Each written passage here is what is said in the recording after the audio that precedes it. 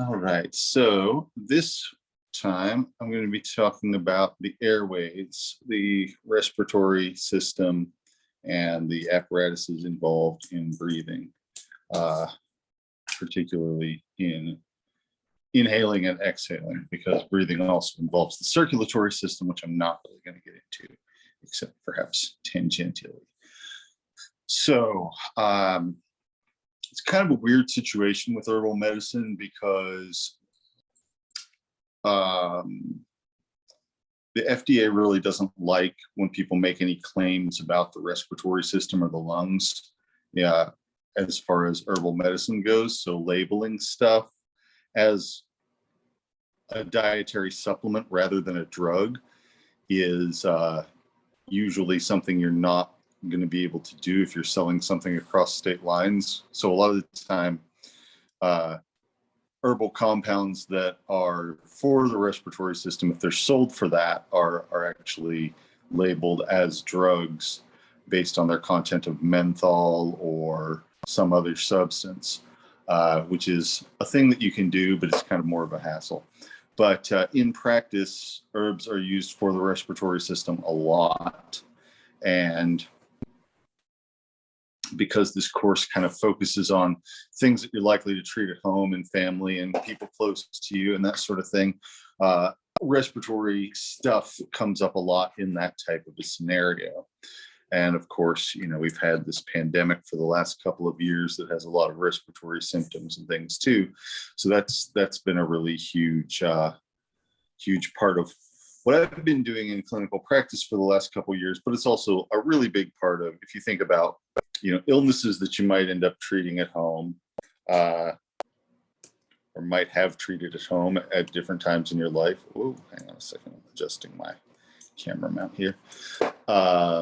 Respiratory stuff comes up quite a lot, right? So there's things like flu, colds, coughs, hay fever, runny noses, all that sort of thing. It's all involves the airways. And so the airways are things that are exposed to the environment. It's part of your body that's exposed to the environment.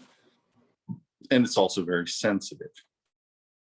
So, if your food has a little bit of dust in it, it's probably not even going to be all that noticeable. If your air has a little bit of dust in it, it's going to be a lot more noticeable. So we're a lot more sensitive to small particles, and we encounter a lot of different substances through our airways and a lot of different things that can cause problems, both in terms of pathogens as well as foreign substances, which might include toxins, might include allergens, things like that. A lot of that comes into our body through the airways. And in the case of smoking and some other related habits, so some of it is self-inflicted or intentional. Air is the human need that we can go without for pretty much the least amount of time. You can go for 3 weeks without eating. It'd be pretty unpleasant, but you could do it, or at least you'd have a fairly good chance of surviving it. With water, it's more like 3 days, and with air, it's more like 3 minutes. So because of that, problems with the airways can go bad very quickly. So it is possible for there to be, situations with the airways that are emergencies, or even that are so fast that they're essentially unfixable. But most of the time, that's not what happens. Most of the time, we have lingering, days-long symptoms with the airways that are appropriate for treating at home or for non-expert supportive care. And I think we've all probably experienced that at some point in our lives of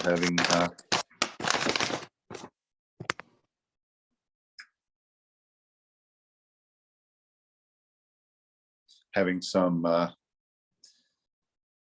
issues with our respiratory system, having some sort of respiratory illness, that sort of thing. It's just a very common experience to have. So most of us having experienced that know what it's like to be sick with a cold, or to have a cough, or some sore throat, something like that. Throat is kind of partly the digestive system and partly the respiratory system. The mouth is, and the throat is also, up until the point where it separates into the digestive part of the throat, which is the esophagus, and the windpipe, which is the trachea. And in adults, that's kind of towards the back of your throat, a little bit down, little ways down your throat. In new babies, it's kind of actually separate pretty much all the way, but in new babies, the separation is at the top of the back of their throat. In humans, it's a little further down. So they kind of can't really breathe through their mouth unless they absolutely have to. Whereas with most people who are not fairly new babies, it's usually pretty possible to breathe through your mouth or your nose, and the air goes to the same place, and you don't even have to think that much about it.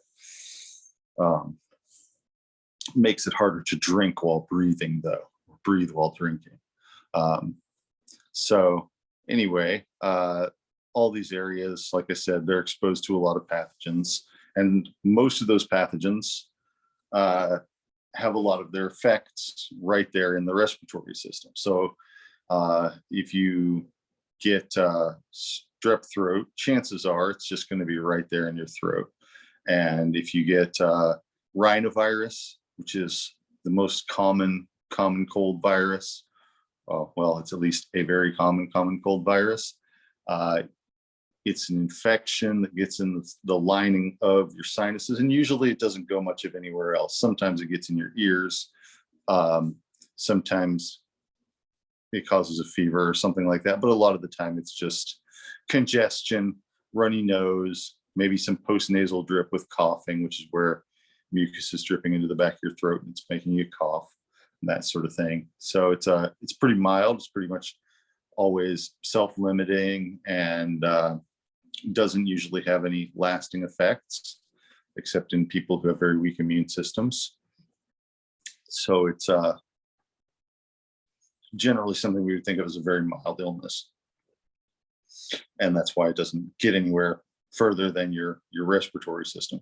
With something a little more virulent, like the flu, which probably a lot of us have had, maybe some of us haven't, you get it starts out in your respiratory system, and then, kind of affects the rest of your body from there. And so you get things like body aches, fever, chills, all that sort of thing. With COVID, same type of situation. It enters your body usually through the respiratory system, but can have effects in different types of cells throughout the body. So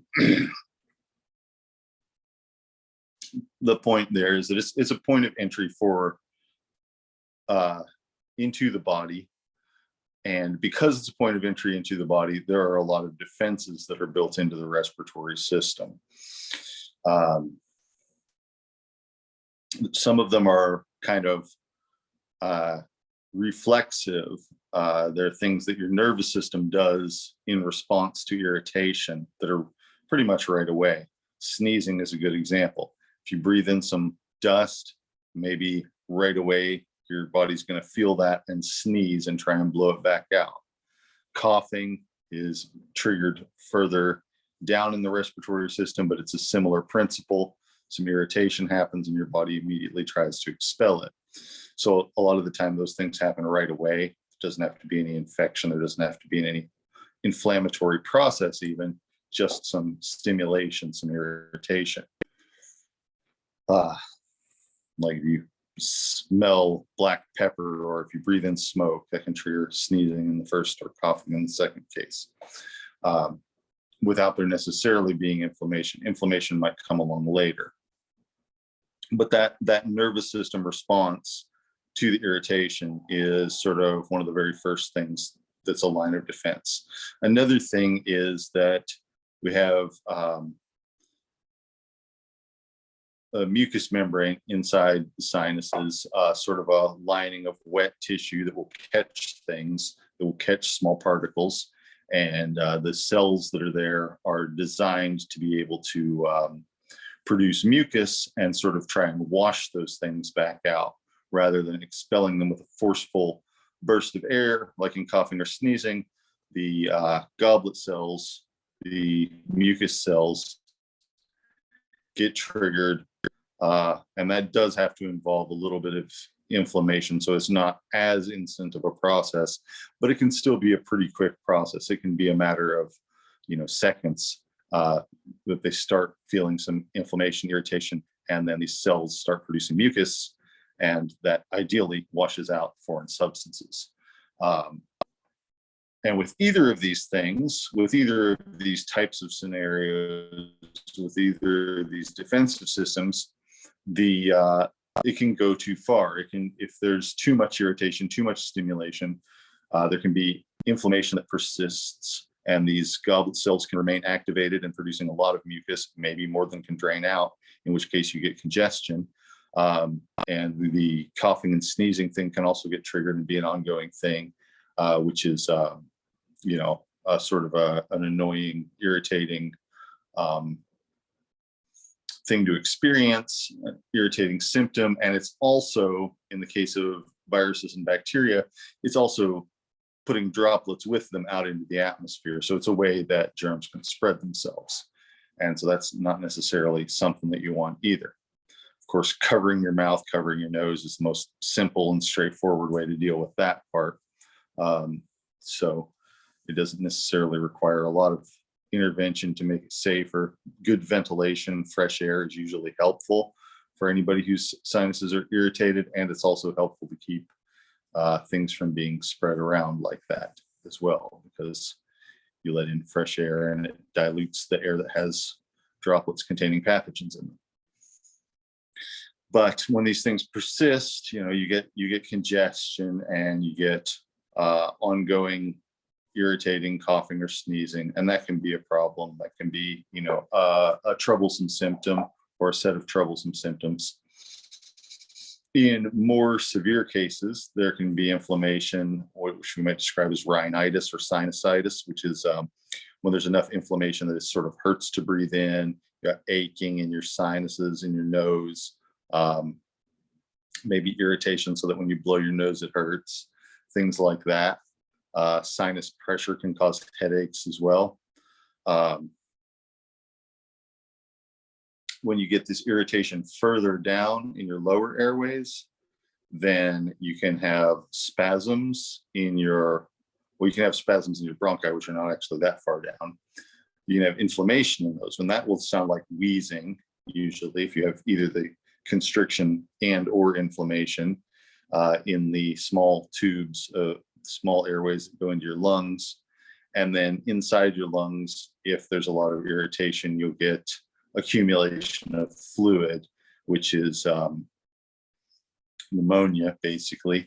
And if there's a lot of inflammation of the tissue such that there aren't open spaces in which the air can go, then that's pulmonary edema, which is just swelling of the lung tissue.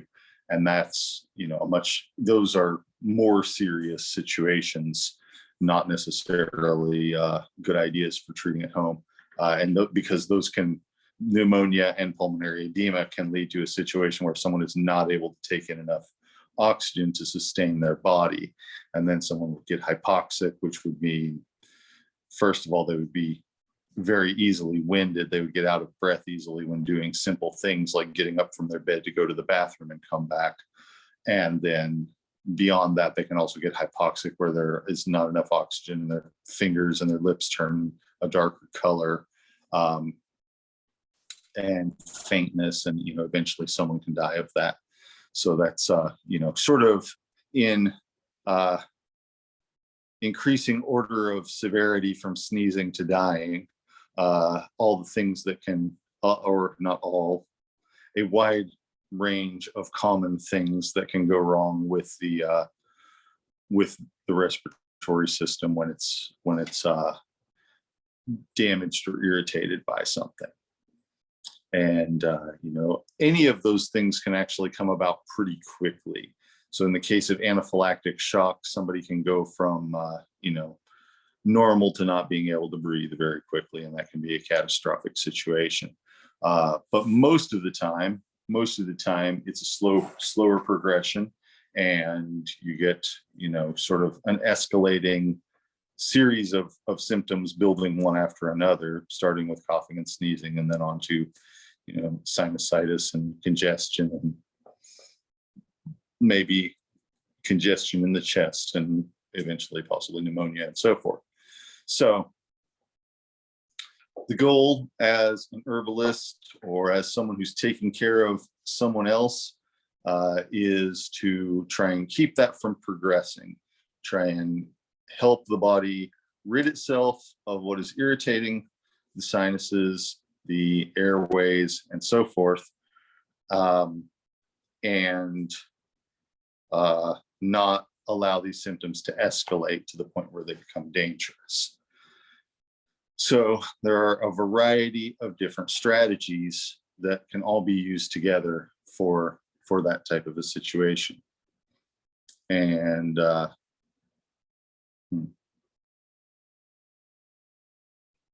on a second.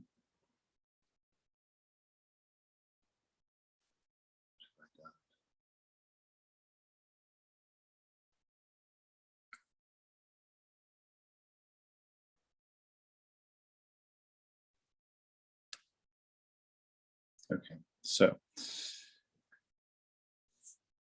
yeah, there are a lot of different strategies that you can use in that sort of situation to try and keep things from getting worse. And if you can keep things from getting worse, things will usually get better. There are things you can do to make things better, but more importantly, you got to keep things from getting worse. So, and I'll kind of get into a little more of the different aspects of both of those things as we go along. But the first thing that you want to do in any case where somebody's having trouble with their respiratory system is you want to make sure that they're getting plenty of fluids. People who are coughing and congested don't always feel like taking in fluids, but it's very important that they do so.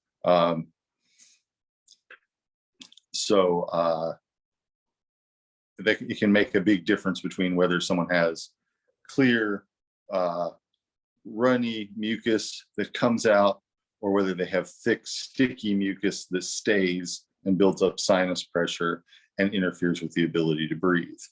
So, and that's all throughout the respiratory system. That's in the lungs, that's in the throat, it's in the sinuses, it's in the nostrils, it's everywhere.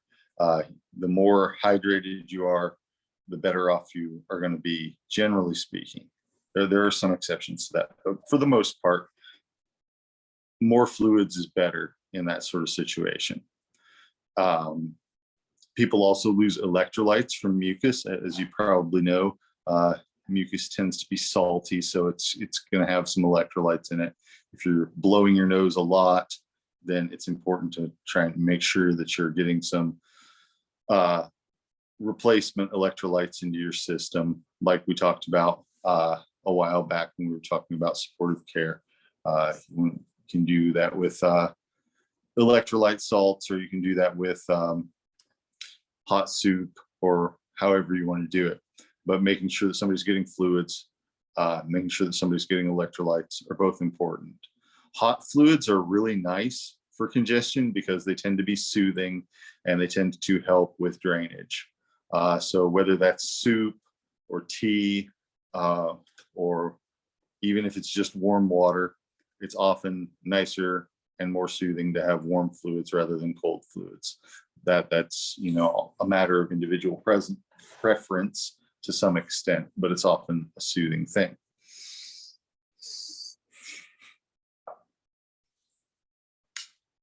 If it's a prolonged thing, coughs often make people lose their appetite just because of the constant upward movement, the forceful, expulsive movement of the cough kind of isn't as conducive to the downward movement of digestion.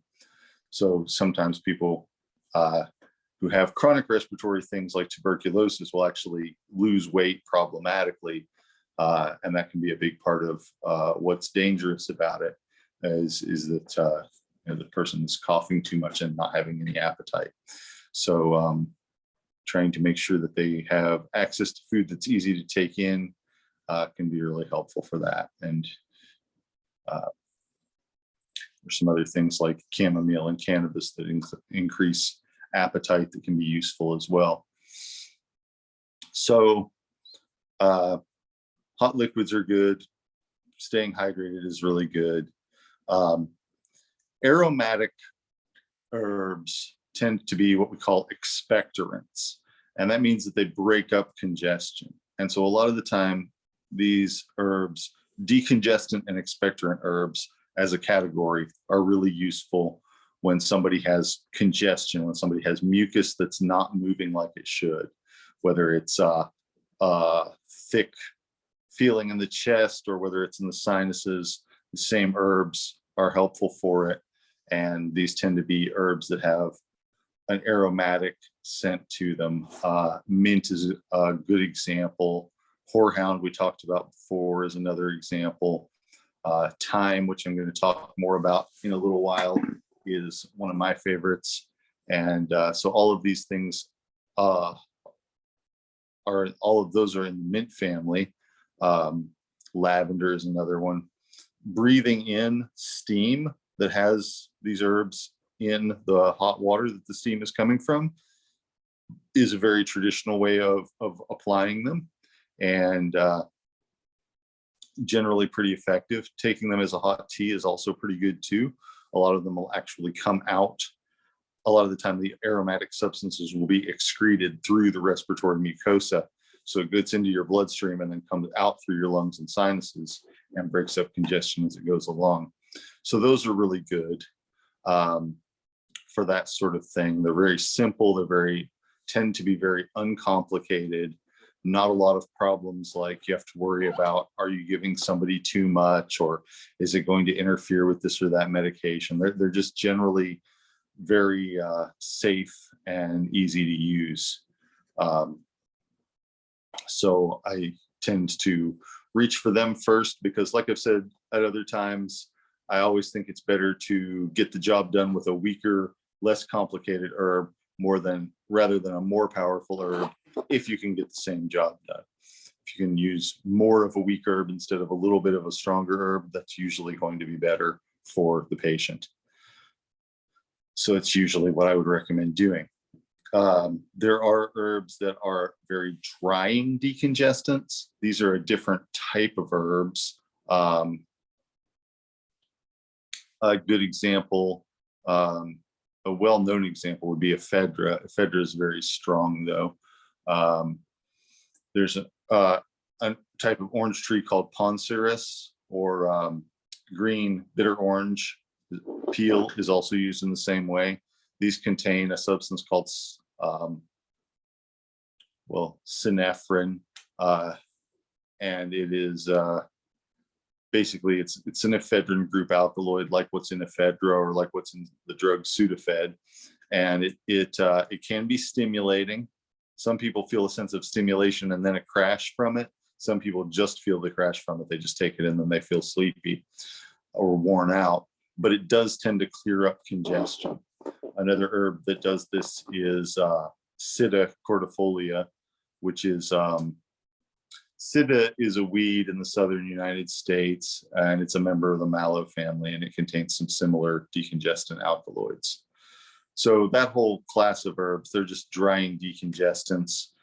They don't make the mucus come out, they make it dry up. But often they will kind of make people's airways feel clearer pretty dramatically.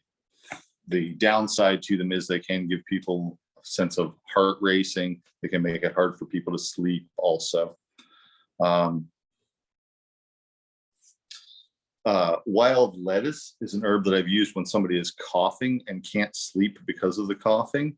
It's a cough suppressant and it's a sedative. Cherry bark, which I've talked a little bit about before, is a cough suppressant. It's not a sedative.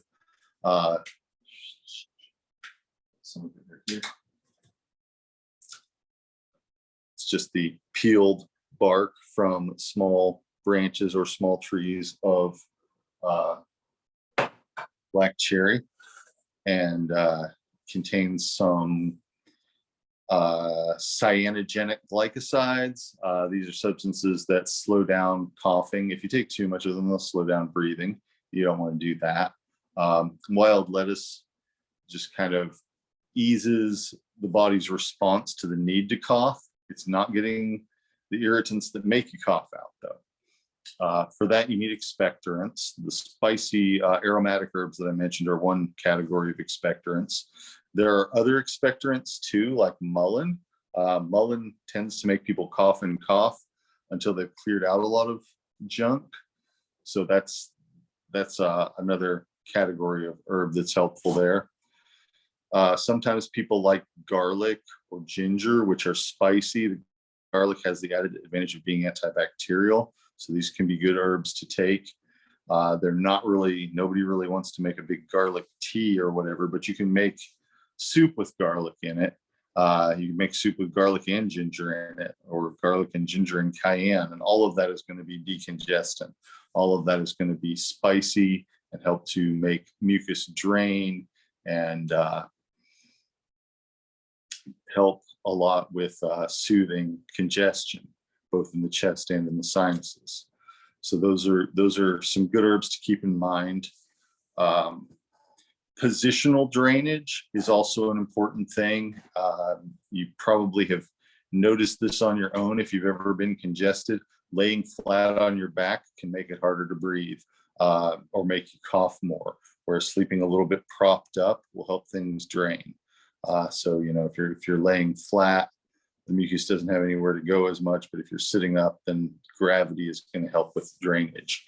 Chest, not compressions, percussion, like pounding on the back of somebody's chest. I like to do that with an open hand like this, and with a sort of movement where when the hand strikes, then the fingers strike after. So it's not just a solid thump, it's more of a vibration, really, is what it's going to feel like to the chest. So that can help to break up congestion and be more soothing and sort of relieve somebody from the buildup of congestion and then a racking cough, and then more buildup of congestion and a racking cough. It just kind of makes it a little easier for it not to accumulate so much. So that's a good technique to do as well.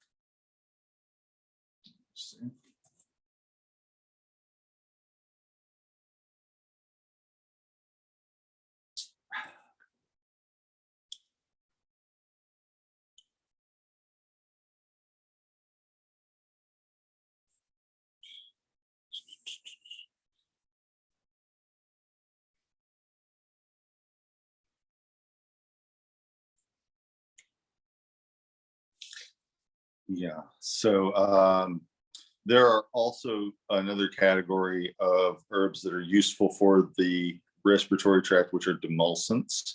One of my favorite cough remedies that I know about before in this class is carrageen, sea moss.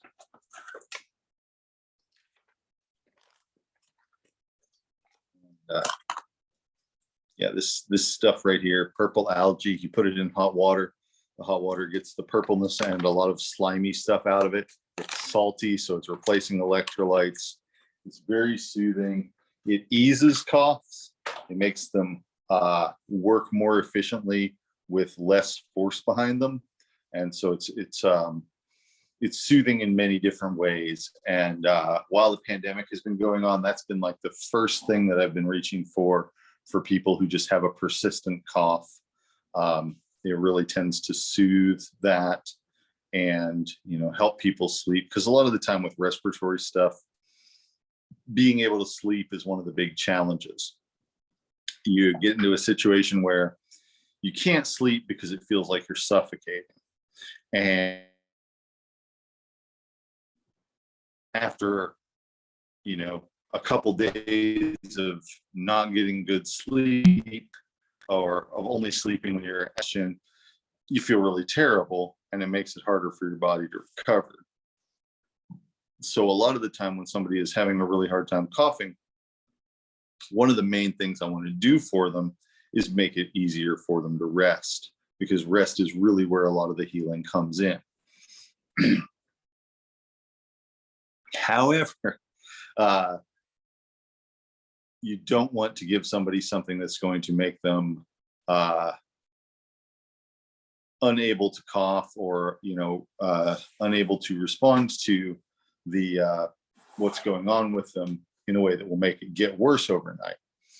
So it's important for them to still be able to clear their airways by coughing a little bit, but also for them to be soothed enough that they can basically not wake up fully whenever that happens.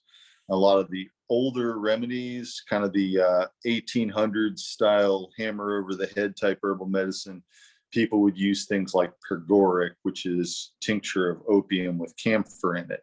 And the camphor is one of these aromatic decongestants, and the opium is, well, you know what opium is. It's a sedative, and it's also a respiratory suppressant. It definitely makes people stop coughing. It also, makes people stop breathing, or makes people not wake up when they're choking and things like that. So it's a really bad deal in a lot of ways. But people used to use it a lot. I even saw an old ad one time that said heroin for coughs. It was like from Bayer Drug Company, and recommending heroin as a cough remedy. And don't do that. There are other herbs like the California poppy and even wild lettuce that are kind of along the same lines, but much less intense.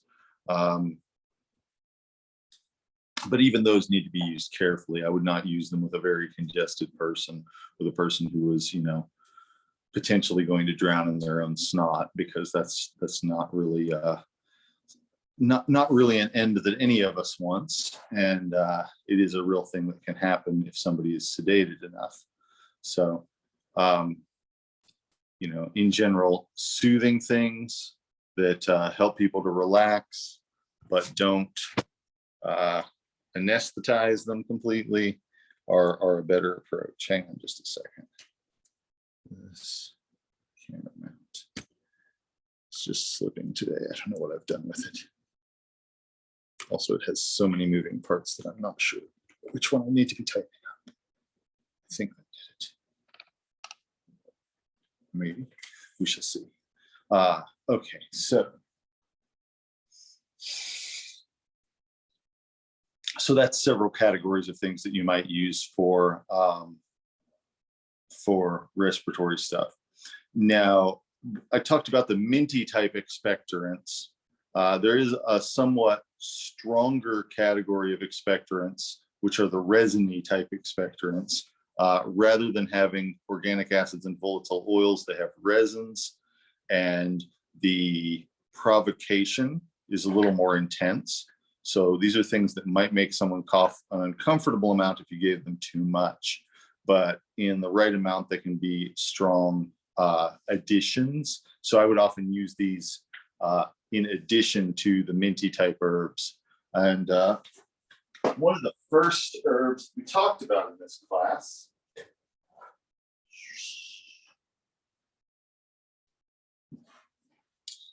was white pine. And this is an extract made from the cones. The cones, if you get them at the right time of year, they're just dripping with pine sap. And you can get them and put them in a high concentration of alcohol, and the pine sap slowly melts off of them. These, I don't know if you can tell this from this, but the whiteness that's on these cones is the sap. There's still quite a bit of it on there. So it really takes a month or so to dissolve it all. This has only been sitting up for about a week.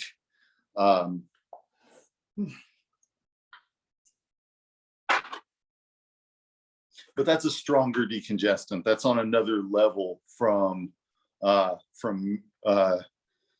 spearmint or horehound or something like that. It's going to more strongly provoke coughing up congestion in a way that could potentially be uncomfortable, but wouldn't normally be like a big problem or anything.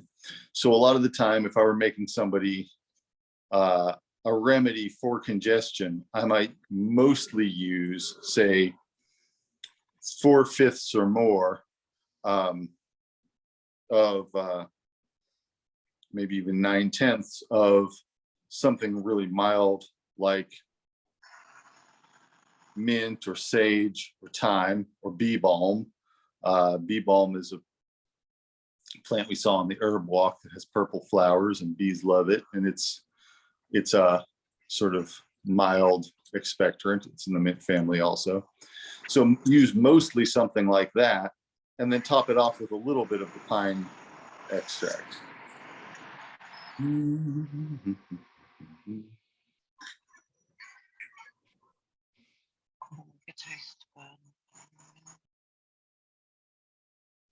And so that would make it so that it's a bit stronger than it would be if it were just the minty part, but not so intense as it would be if it were the pine by itself. And also it gives you a wider variety of different substances that are all working on the same problem, because you have the resins from the pine and you have the volatile oils and aromatic acids from the mints. So it's going to be, you know, a more multifaceted approach that's going to get more done than either one by itself. And often I would use that kind of combination, and I might also use a soothing thing like marshmallow or like the carrageen, the sea moss, possibly as a hot tea, and that would be you know, something else that would be soothing. Because if you're coughing up congestion, that's still going to be sort of wearing on your throat and on your respiratory system. So all of these processes also involve inflammation. And so it's useful to try and reduce that inflammation in addition to everything else that you're doing.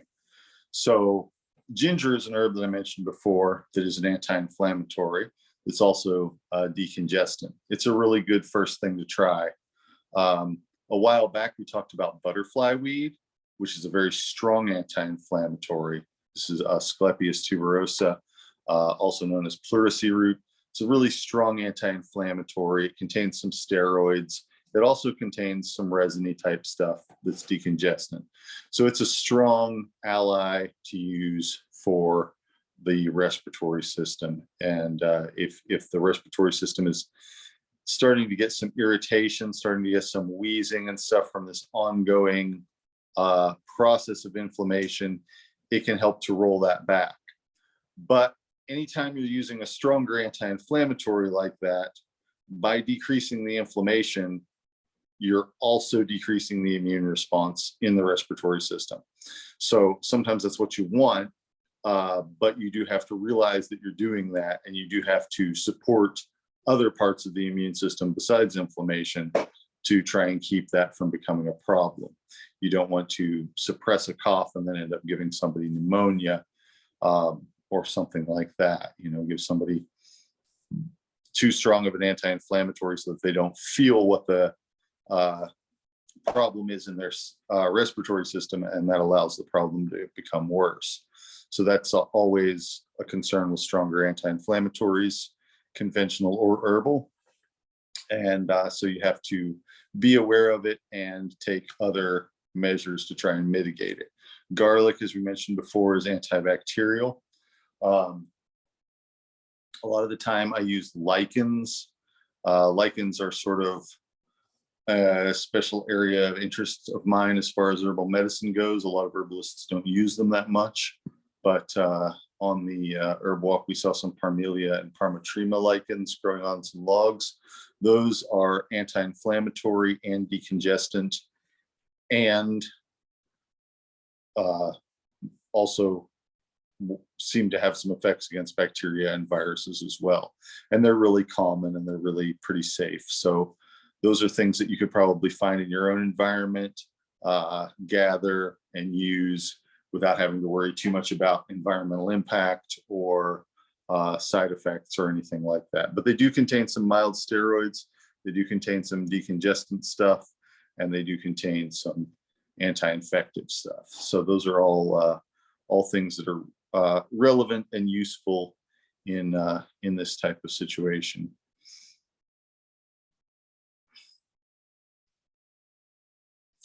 And so those are some broad categories of things that you might want to use for the respiratory system. Let's see what you say here. Spanish moss and living oak is also respiratory supporter. That's good. Those are kind of more southern things that I'm not as used to because we don't really have them so much here. Let's see.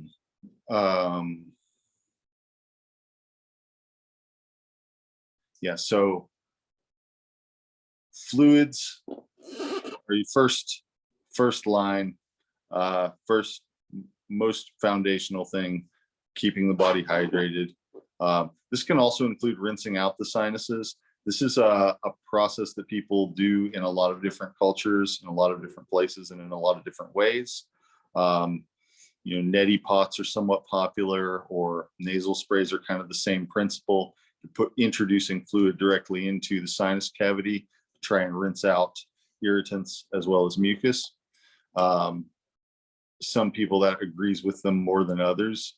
I always, I educate people about that, but if they aren't feeling it, I don't push it, because for some people it just really doesn't feel good.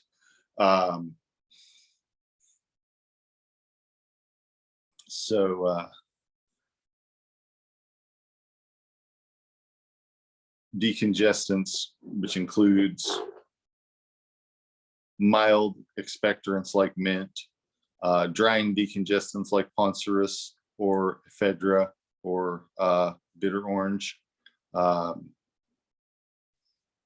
demulcents like marshmallow or slippery elm or sea moss,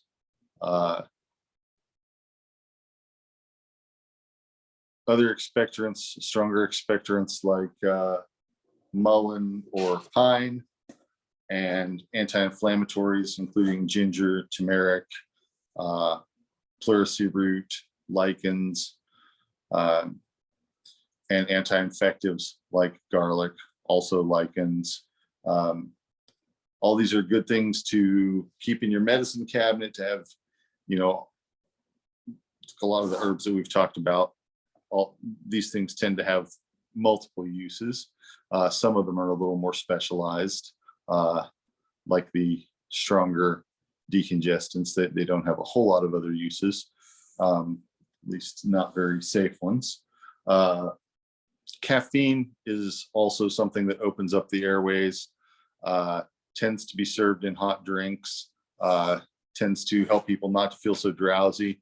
You don't want to give it to people usually right before they're trying to sleep for obvious reasons, but if you're giving it to people in the morning after a night of not very good sleep, it can help them to feel better, and it can also open up their airways more and be somewhat decongestant in a less intense way than some of the other drying decongestants I mentioned. And it's just generally kind of a pleasant experience to have a hot drink when you're feeling sick. So that's something to be aware of.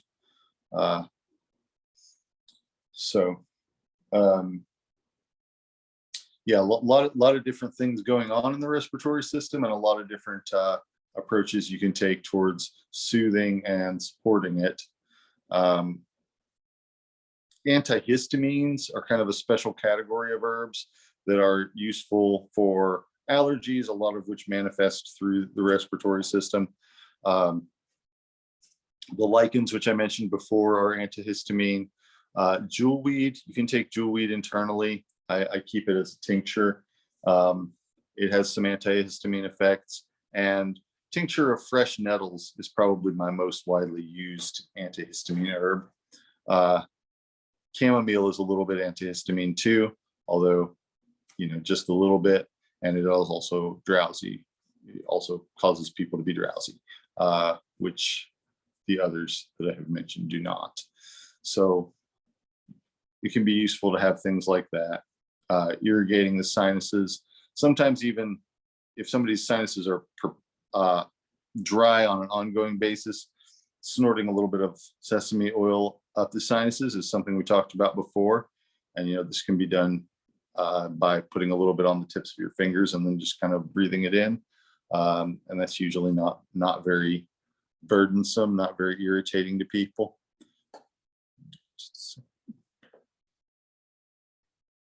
Yes, so Becca asks, how do you go about making a jewelweed tincture? I use 1 pound of fresh jewelweed for every 2 pounds of liquid. And the liquid I use is 50% alcohol, 50% water. It makes a finished product that's less alcohol than that. But it's concentrated enough that it won't go bad. It's going to absorb a lot of water and other substances from the fresh jewelweed. But I like to make it with fresh jewelweed. Jewelweed loses a lot of its soothing properties if you let it dry out. And so this time of year, you can probably, if you can find a nice clean creek side, somewhere like that, you can easily gather more jewelweed than you can use. So, if you want to gather a lot of it for the year, it's pretty easy to do that. I usually make it a gallon at a time. In the fall, I will usually do 2 harvests and make a few gallons each time.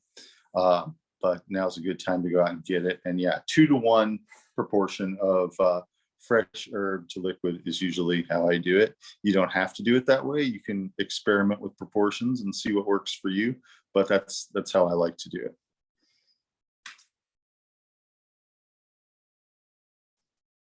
To differentiate between the yellow and the orange flowering plants. Yeah, I think that the orange flowering plants are stronger when it comes to the antihistamine properties and for using it for internal use. When you're applying them topically, they're pretty similar. I haven't noticed much difference, but I think that the orange one is a little bit better for making for internal use. There's also some pink flowering jewelweed out there now. It's an invasive species from South Asia, but I've seen it in Garrett County and I've seen it in Fayette County, and it's probably other places as well. No, it was Jessamine County, not Garrett County, but it was close. It was on the Jessamine County side of the river, but so there's some of it in central Kentucky as an invasive species, and it's pink flowering. I don't use it medicinally just because I'm not familiar with it. What dosage for the jewelweed tincture? I usually start out with a teaspoon of it, 5 milliliters. Again, that's something that I tend to use tinctures in larger doses than a lot of other herbalists, especially if it's herbs that are very well tolerated. But that's usually what I would start with is a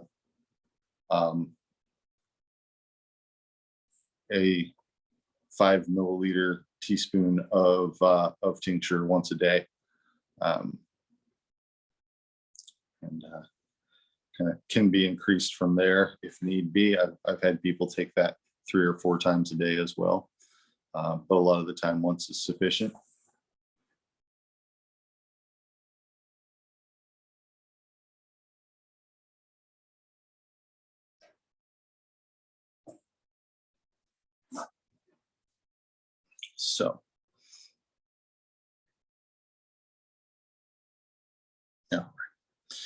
So one of the herbs that I wanted to talk about today is thyme.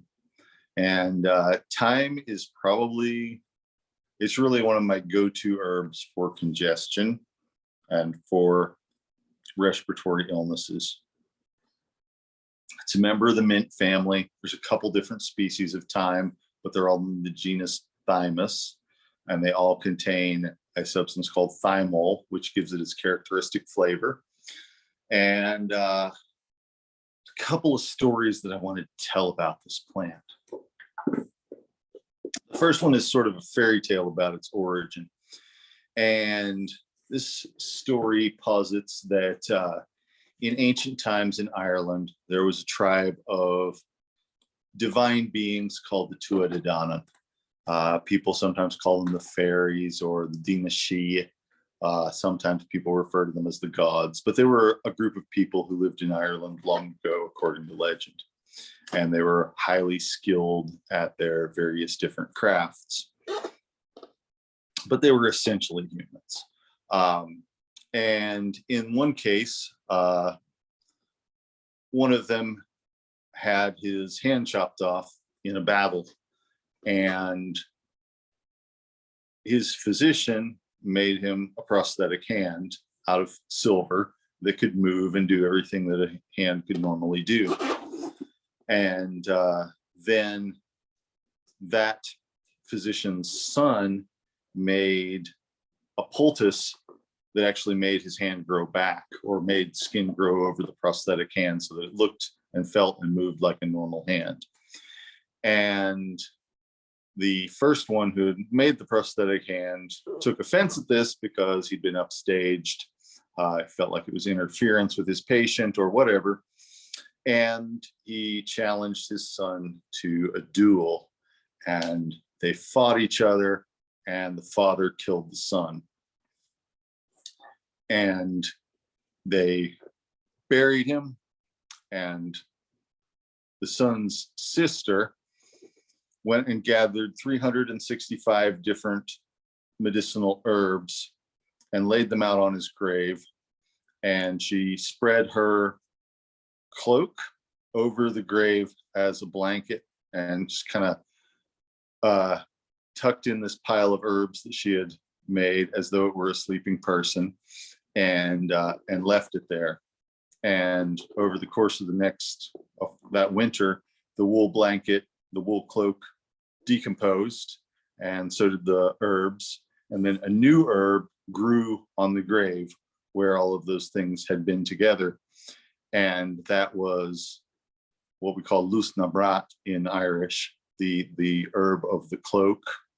Brat means cloak or blanket or just kind of a piece of cloth. It can mean a flag or a rug. It can mean all kinds of things. But basically, in this case, it's a cloak. So the herb of the cloak, and it grew in where the cloak had been. And this particular species of thyme grows as a sort of like a mat. So it forms like kind of a blanket over the ground.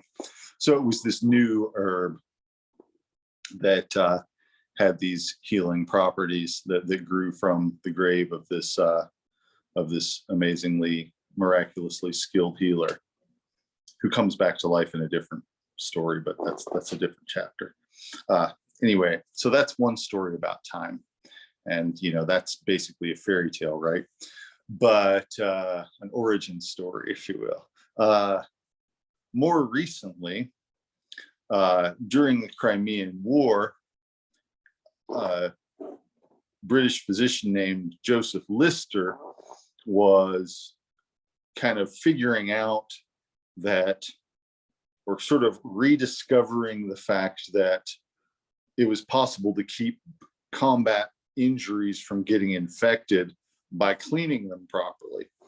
And besides just soap and water, he was using an extract. He was using thymol, what eventually became Listerine, as an antiseptic.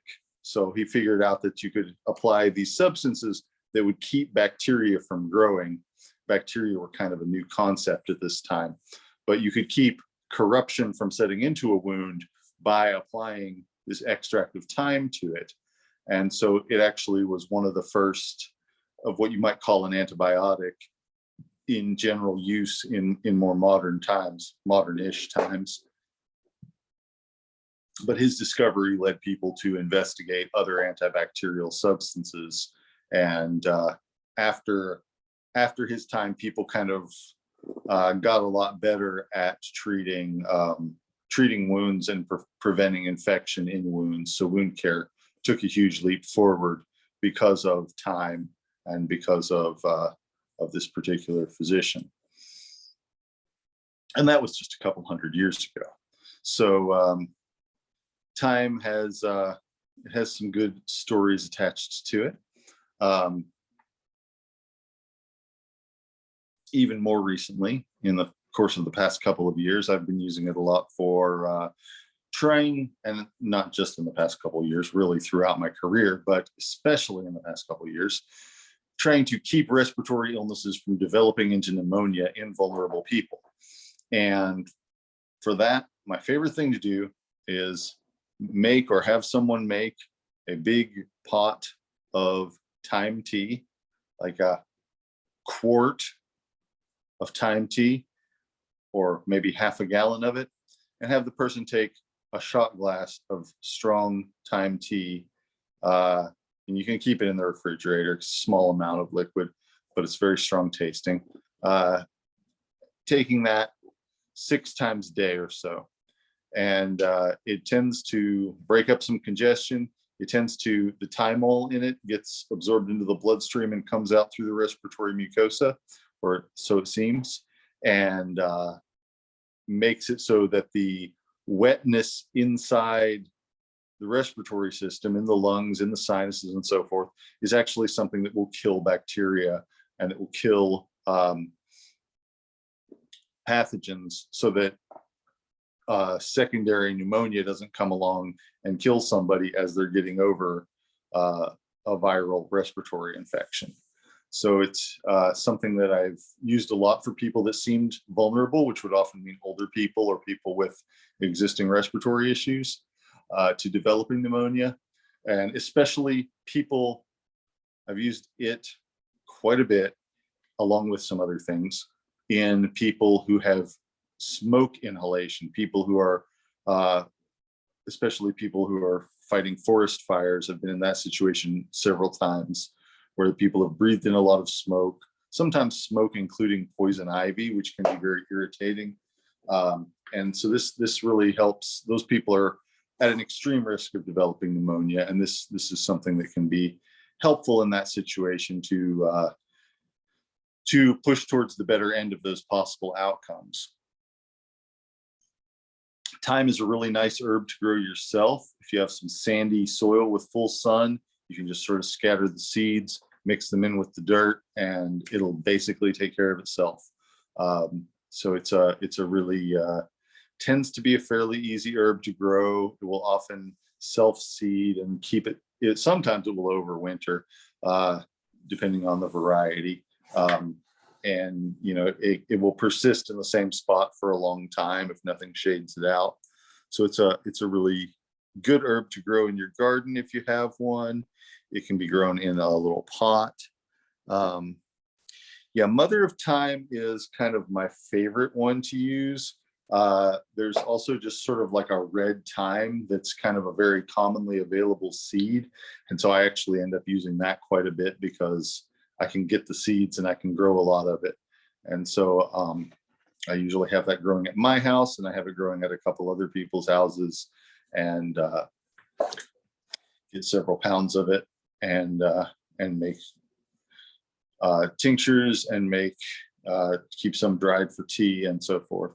So yeah, mother of thyme is the one from the legend, but just about any of them are going to have thymol in them, and are going to have that sort of specific flavor that they have that makes them taste like thyme. Thyme is also a really good soup herb. Put it in chicken soup and give that to somebody who's sick, and it's going to help break up the congestion, keep them from getting sicker, while also rehydrating and providing nutrients. So it's really good for that sort of thing. Lemon thyme, yeah, lemon thyme has some limonene in it, which gives it the lemony flavor, but it also has the thyme flavor too. It has the thymol in it, so it's still good. It's not one that I've tried growing myself, but I've harvested some that other people have grown, and I've used it some. So yeah, just about any variety of thyme is still going to have the good stuff in it that makes it do what it does.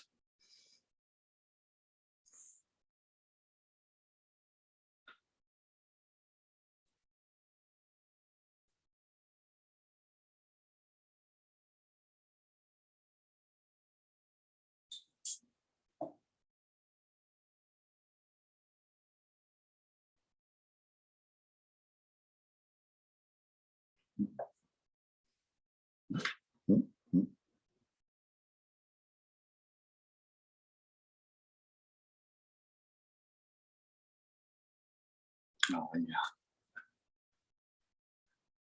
So, yeah, like I said, you can make tea out of it. You can't really make it too strong. I mean, you can make it very strong, but there's not really any particular upper limit on how strong you can make it. I also keep it around as a tincture. Um, as mentioned in the Crimean War story, it's also good as a topical antiseptic. A lot of the time with that application, I would rinse a wound with it, like have it in a little squirt bottle and rinse a wound out with it. And also you can put it on a wound dressing, like a gauze pad or a nonstick pad or whatever, and have that against the wound. And it's really good at helping to keep bacteria from getting into the wound, helping the wound not to get infected.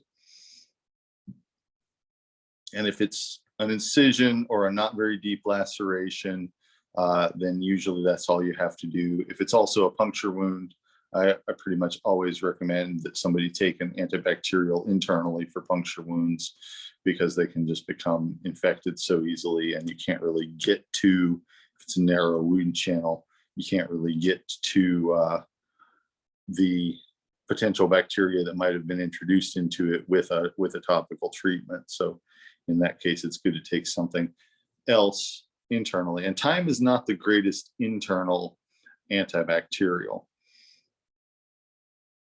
but it is a very good topical one. Yeah, using it as a nasal passage as a viral preventative. Well, that's an interesting approach to it. To take it intranasally to keep stuff from getting started. Thyme is also antifungal. Yeah, one of the traditional remedies that my family, that I know of from my family having used it in the past, is a foot soak with thyme. This is good for athlete's foot. It also induces sweating in the whole body, but it's especially good for the feet, to keep cracks or anything like that from getting infected. This is something that was actually used by one of my ancestors, who was a military physician as well, and he was using this for people's feet that had maybe been in boots for a long time, or might have blisters and cracks and things like that, to try and keep them from becoming infections. And also people who are sweating a lot will tend to get nail fungus, and thyme as a foot soak, thyme, basically tea as a foot soak, is really useful for foot fungus and nail fungus, athlete's foot and nail fungus. And so that's a good thing to know about. That can be kind of hard to get rid of sometimes otherwise. And yes, so could it be used as a mouthwash for gingivitis and so forth? Yes, absolutely. And that's was going to be the next thing I talked about. And of course, we know that Listerine is seldom used to treat battlefield injuries these days, right? It's sold as a mouthwash, and thymol is one of the main ingredients in it. There's a few other things in it, but yeah, it kills germs. So it's going to be useful to use thyme in the same way, just rinsing. And the nice thing about thyme is that it also breaks up biofilm. It has the ability to break up the plaque that is around bacteria, that the bacteria uses to shield itself from the body's natural defenses and from changes in pH and things like that might otherwise disrupt it. So you get that on your teeth. There's also times you can get it in wounds. There's also times you can get it as part of an infection, but thyme helps to break that up. And so I use it quite a bit for that type of situation. For a mouthwash type of thing, I like thyme tea or thyme tincture that's been diluted to the rate of about 1 teaspoon per 2 ounces. And sometimes I would add something else to that, like myrrh. which I'm going to talk more about in a little bit. That's a different type of antibacterial.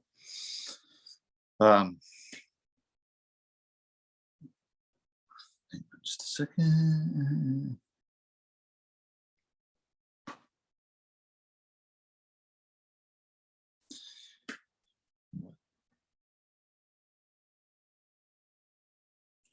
Yeah, so yeah, it can definitely be used as a foot soak for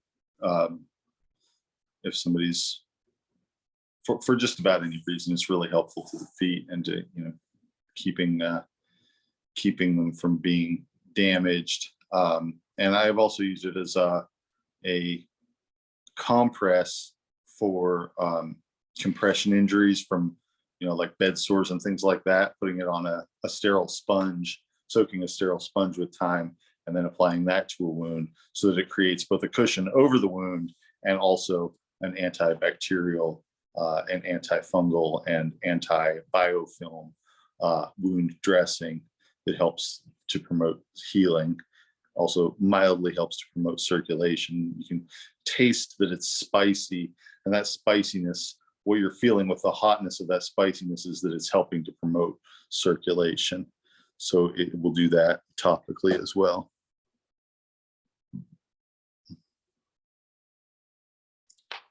I said if I were diluting it to use it as a mouthwash, I would use it at about the rate of 1 teaspoon of tincture per 2 ounces of water. If I were diluting the tincture to use as a mouthwash. Yeah, so I suppose that's about as good a jumping off place as any to talk about the next herb I wanted to talk about, which is myrrh. And I'm not going to go into as much depth about myrrh, but myrrh is the crystallized sap of a desert tree, Comifera myrrha or Comifera molmul. There's a couple of different names for it, or different varieties of it. It's native to Eastern Africa and parts of the Middle East. There's a very closely related plant called guggul, which is native to South Asia. And for all practical purposes, they're pretty much interchangeable. You can just think of guggul as being the Indian subcontinent's variety of myrrh, or possibly just the Sanskrit name for myrrh. But it is a different, what's sold as guggul and what is sold as myrrh are 2 different varieties from 2 different areas, but they're very similar. So I use myrrh for a couple of different things, but one of the main things I use it for is an antibacterial, and it works against just about everything as far as bacterial infection goes. It was a very, very broad spectrum antibacterial. In the desert, if something has moisture in it, it's going to get moldy very quickly unless it also contains some things to keep microorganisms from growing on it. And so a lot of desert plants will contain very potent substances to try and protect their moisture from that sort of thing. In the case of the myrrh tree, that's the sap and the sort of resins and fats that are in that sap that are disruptive to a large variety of different potential pathogens. And that applies to not only things that would be growing on this tree in the desert, but also things that would be growing on a human body as well, like strep, for instance. I often combine myrrh with garlic because then you have 2 really powerful broad spectrum antibacterials together. And so garlic and myrrh is something that I've used hundreds and hundreds of times for antibiotic resistant infections like staph. And so it's really, I won't say that it's infallible, but it's like pretty reliable. It's pretty reliable. And usually the worst that myrrh will do to somebody is give them diarrhea. So it's not like it's going to have a very powerful negative effect on people. It can kill off your gut bacteria, of course, because it is strongly antibacterial, but it's something that's sort of short-lived in your body. When you stop taking it, it kind of stops having its effect so much. So it's something that people come back from pretty easily as far as that goes. And it doesn't seem like it throws them off quite so badly as some conventional antibiotics, but it does have the possibility of causing disruption to gut flora. That usually doesn't result in yeast infections because it's also antifungal. But anyway, this is tincture of myrrh, and this is kind of the myrrh at the bottom that was ground up to a powder, and I sort of use more liquid. I mean, more myrrh than the liquid can actually absorb. I don't. Some people use an almost pure alcohol to absorb it with. I don't like to do that. It's harder for people to take. I like to use a little bit of alcohol and then dissolve it in hot water because it will actually disperse and melt in hot water. So I'll use about 20% alcohol. I'll use about a fifth of the volume that I want in alcohol and let the myrrh soak that up. And then the actual resin becomes solubilized because it's mixed with the alcohol. And then I add hot water, which kind of melts the whole thing into a liquid.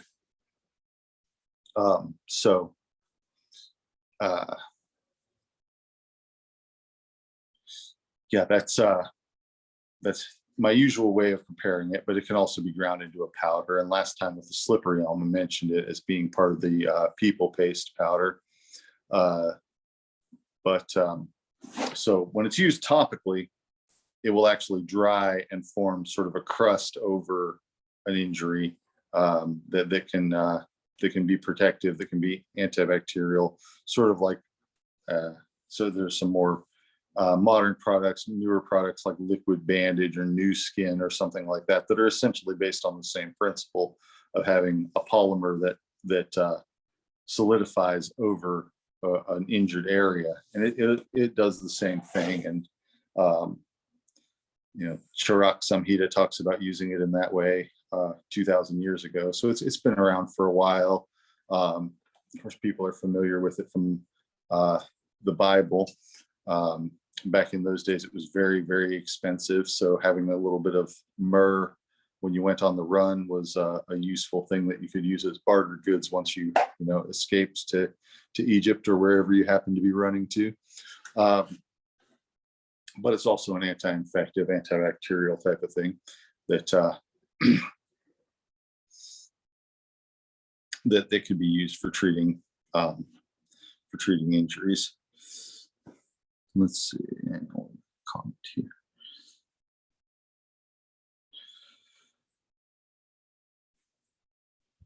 Oh yeah, use it for acne. Yeah, so acne is partly inflammatory and partly bacterial. So it's something helpful for that, and it's protective.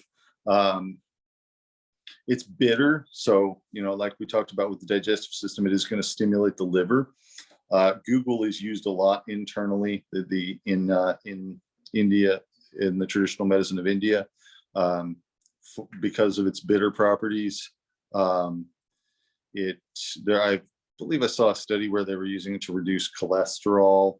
It also can stimulate the glands, including the thyroid and the adrenal glands, in a way that can be helpful to people that are experiencing adrenal fatigue or less than ideal thyroid function.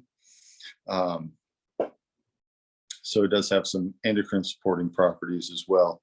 But the main thing I use it for, and the main thing that I'm trying to impart to you that it's useful for, is as a very broad spectrum anti-infective type of thing. So it can be used topically and internally.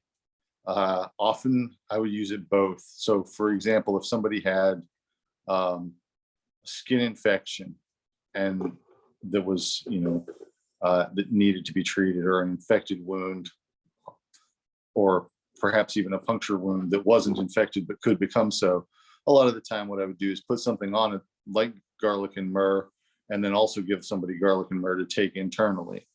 Sometimes I might use yarrow or something else on it externally, and then garlic and myrrh internally. So yeah, I've used it for people who, there was a certain period of time where I was getting a lot of referrals from conventional physicians for people who had methicillin resistant Staph aureus, MRSA, which eventually they worked out that they could treat that with vancomycin. But for a while, people hadn't quite figured that out yet. And I was actually getting a lot of people sent to me by conventional physicians because I could treat it, and they were having a harder time doing so. And so I got to see a lot of that. Still get to see that fairly often because it's a fairly common skin infection. People used to just call it impetigo, and it was not considered a big deal. But then they invented antibiotics, and then the antibiotics stopped working against it, and then it became a kind of a crisis. But from an herbal perspective, it's the same thing that it's been all along. It's not necessarily any different than it used to be.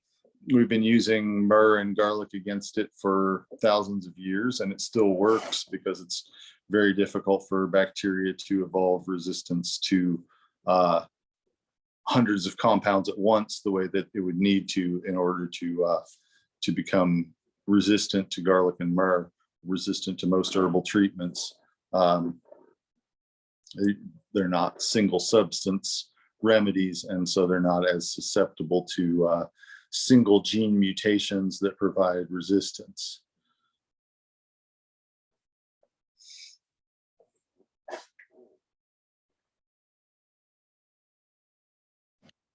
Andrew? Yeah. How did you administer the myrrh and garlic to people who had MRSA? I give to them to put on topically onto any affected areas, and then I give a separate bottle of the same stuff for them to take internally, a teaspoon twice a day. That was my usual approach. And if that wasn't working, sometimes I would do something else. Something else would sometimes include oil extract of Usnea, which was an oil infusion made from the herb Usnea, applied topically instead of the garlic and myrrh topically. But usually that worked. Usually the first thing I tried worked. So yeah, it's not that scary, except when what you're trying to use against it doesn't work. And so for a long time, people would get impetigo, and they would get, which is the same thing as Staph aureus, on the skin, and they would just get some treatment for it, which at one point would have been antibiotics, and before that it would have been maybe some mineral based topical stuff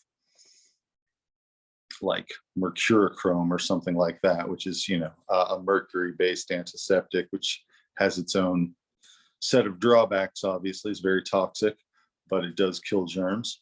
But then people the bacteria changed, and originally people were only getting the resistant version in hospitals, and it was often seen as a surgical complication. But then it spread from hospitals out into the larger community, and nowadays, and for the last many years, staph is almost always antibiotic resistant, almost always methicillin resistant. I don't know if there is really much non-methicillin resistant Staph aureus still floating around out there, but the resistant variant became the dominant strain, and remains so. Yeah, a recipe book. I know I really have been thinking a lot about all the recipes that I talk about that are not written down anywhere, and just things that I've made so many times, and settled on a way of making it, but haven't ever written a recipe down for them. So yeah, I think one of these days I'm going to write a herbal medicine textbook with a nice robust recipe section. But not right now. But, yeah, it's definitely a project that is on my to-do list.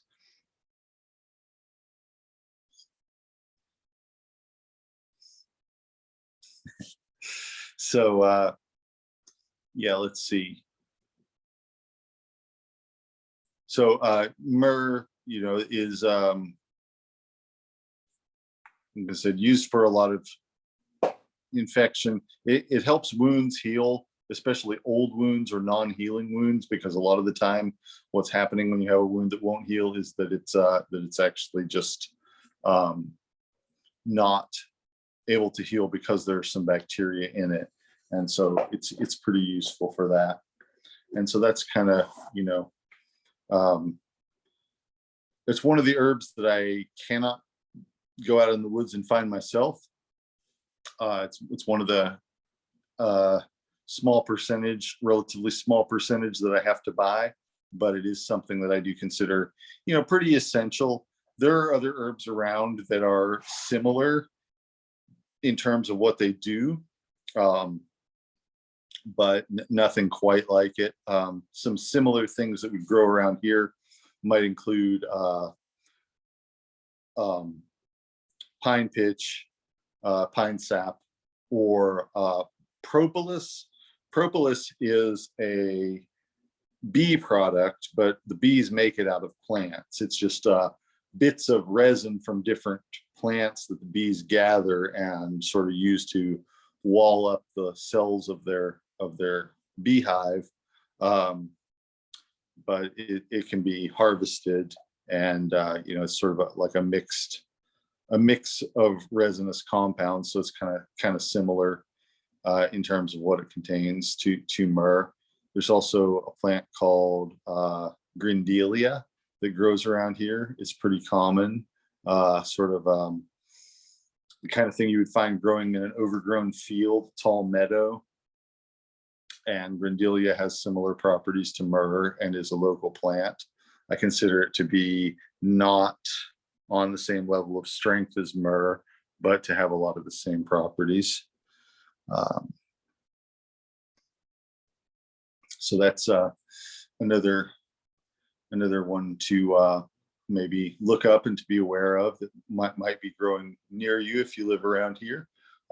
It's in flower right now, kind of coming to the end of its flower right now. So yeah, myrrh is because it grows in areas that are somewhat low resource populations, it can be kind of hard to get a hold of sometimes. Like the supply chains are subject to disruption sometimes, but it keeps forever. If you have myrrh and you have it stored properly, it will still be good ages and ages from now. I found some once in a apothecary cabinet in an antique store, and it had different stuff in the drawers, but it could tell what the myrrh was, even though it was kind of all gummed together, because because of the smell of it was still present. But it will last forever if it's properly stored, and quite a while even if it isn't. So it's a good thing to have a little bit of around. Like any aromatic thing, once you grind it to a powder, it will lose some of its aroma and some of its volatile components more quickly. Although if you keep it in glass, that's less of a problem.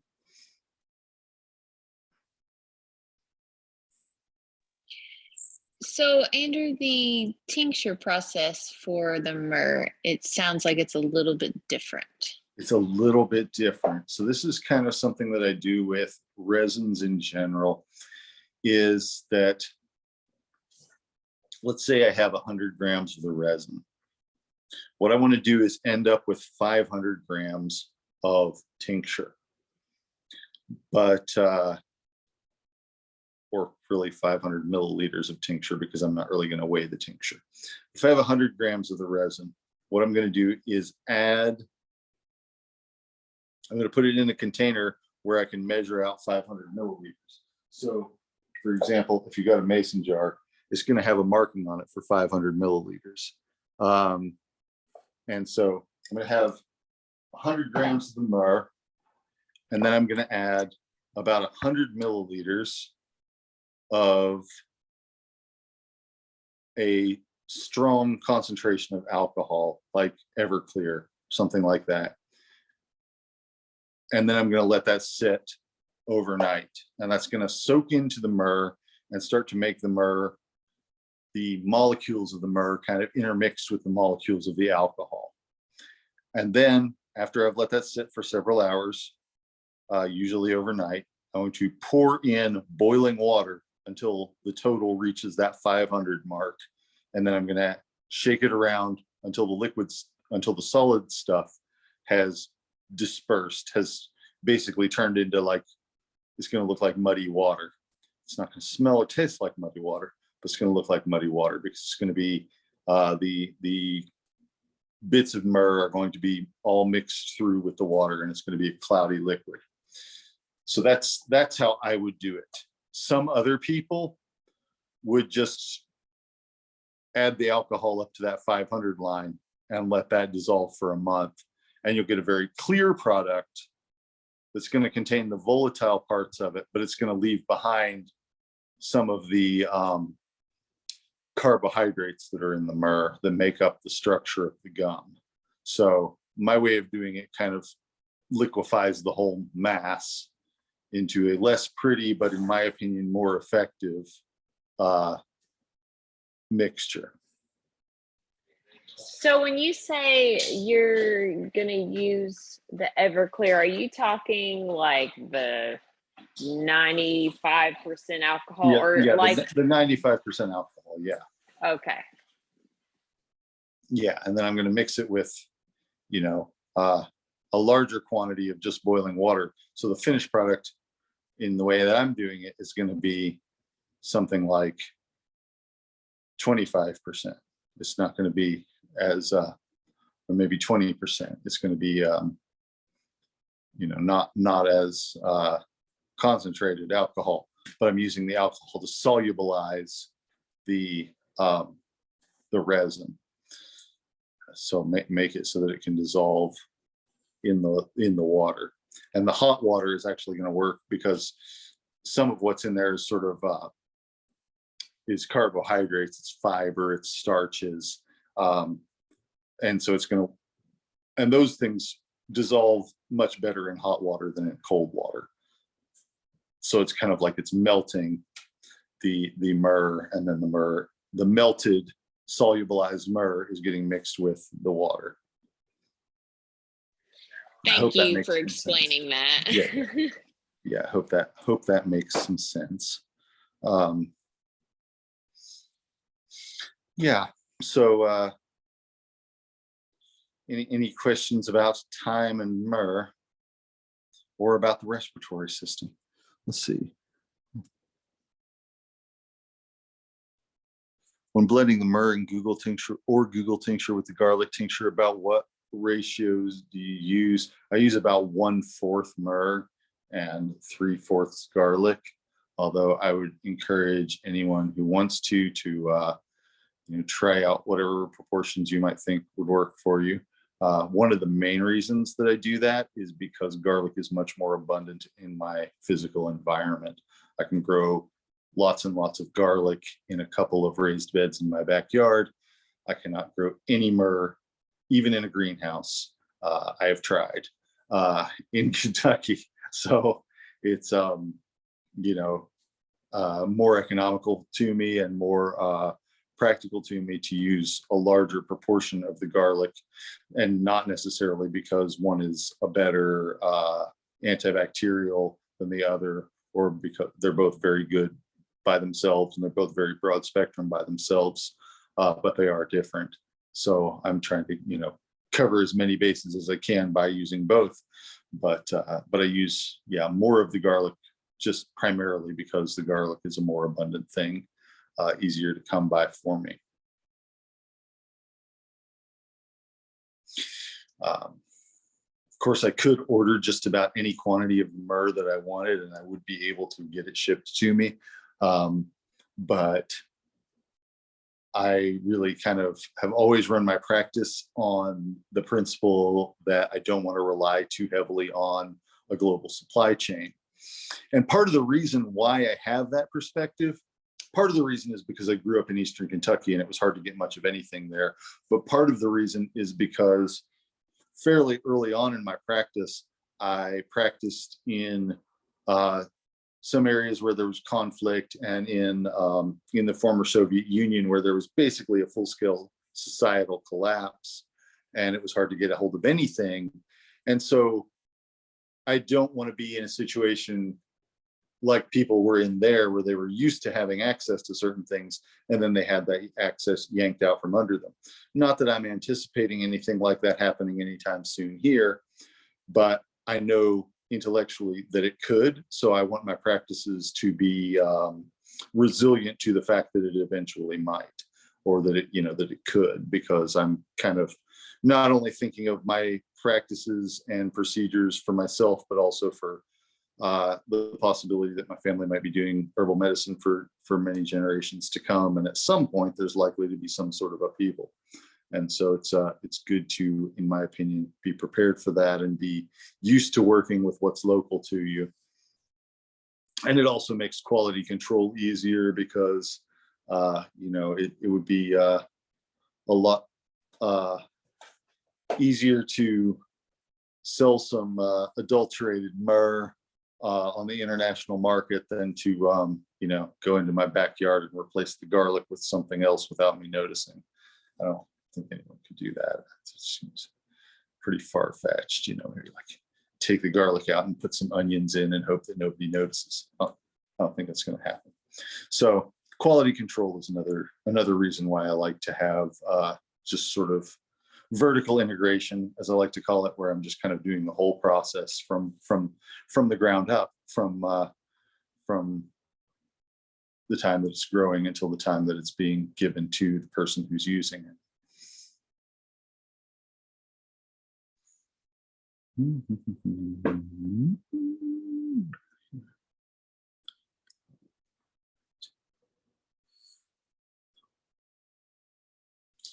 So my question of source for myrrh, I don't buy it often because I use it sparingly, but when I have gotten it, it has been from Frontier Co-op.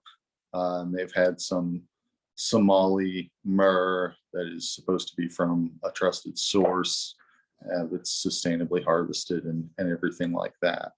So that's where I have gotten it in the past, and where I would likely get it again. But I would, before I bought it, I would, do some due diligence and make sure that that's still where it's coming from and things like that. But yeah, I use it sparingly enough that I don't have to get it often.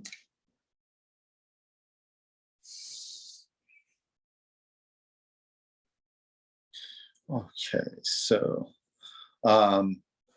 wanted to talk a little bit about the next herb walk. I know it hasn't been very long since the last one, but the dead of winter is not the best time for them. So I'm going to try and only have one that's in the winter and one that's before then. So I was looking at the first half of October as a possible time for doing that. If we're out in the woods at that time, we'll see, again, a different set of things. We'll be starting to see some changes in the trees. There will be a difference in what's growing and fewer things in flower, but still some things in flower. And we'll, start to see some of the seasonal change that's going on. I'm not exactly sure. I'm kind of always a little bit torn between more accessible locations and more spectacular locations. And last time we kind of went for something that was sort of somewhat of a mixture of the two, but I think that I might try for, I might go back to Heisel Farm Park or something like that, try for a more accessible location with the October one, the fall herb walk. So yeah, trees are already starting to change here. Janelle mentions that for Pennsylvania. Here in Kentucky, you're just starting to see the beginnings of it. Walnut trees are often where it starts around here. We see walnut trees finishing up their making of nuts, and then they start to shed their leaves pretty quickly as the nuts become ripe. And before the nuts have really fallen from the trees, the leaves start turning yellow and falling off. So often they're a very, very spectacular yellow too, and they're very noticeable. So that process is already starting here. I think it is maybe earlier than it usually is, but not a whole lot earlier than it usually is. And pawpaws are beginning to ripen. Persimmons in this environment, as far as I can tell, aren't ripening yet, but they probably will be. Some persimmon trees, when persimmons get ripe, is different from tree to tree. A lot of people think that it's after frost, but it isn't necessarily. And these years it usually isn't. A lot of the time it's in October sometime. Pawpaws are often ripe in September. So that process is starting. It's well underway. And nuts are kind of getting ripe, and nut trees are starting to shed their leaves and everything. So it's not something that happens all at once. Like people think of the kind of fall color as being, towards the end of October, which that's kind of when it peaks, right before it's all done. But there's some going on already. There's definitely, changes. If you're out in the woods, if you're out in nature, you'll see changes every week. And some of those changes in the end of August or mid to late August are starting to look a little bit like very early fall. Oh yeah, we don't have the lantern flies yet, but the corn here is doing well. Tobacco's in flower. Not so many people grow tobacco anymore, but some people still do. Kentucky's still one of the places that grows it, and so yeah, it's definitely kind of that transitional time between late summer and early fall, and so it's interesting to see it. We've definitely started to get cool nights. We were having nights that were very, very hot. So yeah, it's always good to get out frequently and see what's going on. And so I think that the first half of October we'll get a chance to see some good stuff, and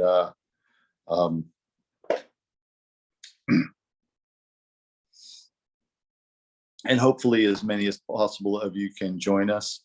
And I am hoping that I can get somebody who is going to come to the herb walk to actually do the recording for me, because I want to get more recording to happen than it's kind of hard for me to manage doing the walk and recording it. So I'm hoping that I can get someone from amongst you to volunteer to do some of the recording of it. Of course, that will take knowing for sure that you're going to come, which I don't expect anybody to be ready to commit to just yet. But that's something that is that I'm hoping we can get to happen. Yeah.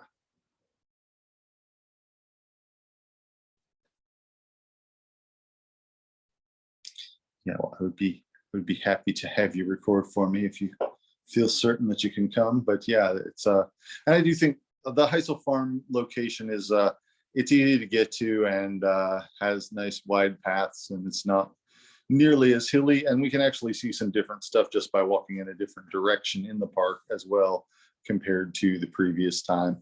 I see a little bit of a different habitat, different microhabitat, different set of plants and things like that. All right. So, all right. Any other questions for right now? All right. Let's see. When do white pine tree pine cones leak sap, like you mentioned? About now, yes. And yeah, you're still okay to email me with questions. If you emailed me with questions this week, there is a good chance that I did not get back to you. And if that's the case, I'm sorry about that. I just had a very eventful and busy week, but I will try and get caught up with everybody shortly. So yeah, white pine in my environment is the cones are ripening right now. They're green. They're reaching their full size. They're dripping sap. They will get to a point where they've turned brown and opened and are no longer the same thing as what I've got there. But right now is a good time to go and find them if you have white pines near you.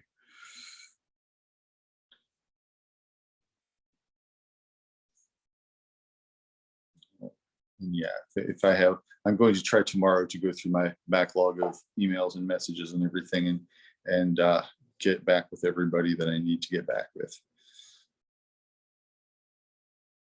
All right.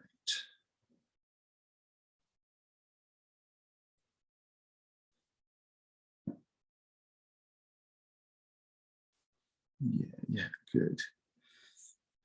Yeah, so if you have pines around you, go check them out, see what they're doing. There's also pine sap on the bark or on wounds in the tree. If there are any places where like a branch is broken off or something like that, it can be collected from there. Sometimes you can also find chunks of it falling on the ground, which, you know, you kind of want to pare away the part that's been in direct contact with the ground, but there will be, you know, stuff inside of that that hasn't been. So yeah, check out your local pines, especially white pines, and see where they're at right now if you're interested in that sap as medicine. And of course, the needles can be used all year round, as can the bark. Okay, well, any other questions for today?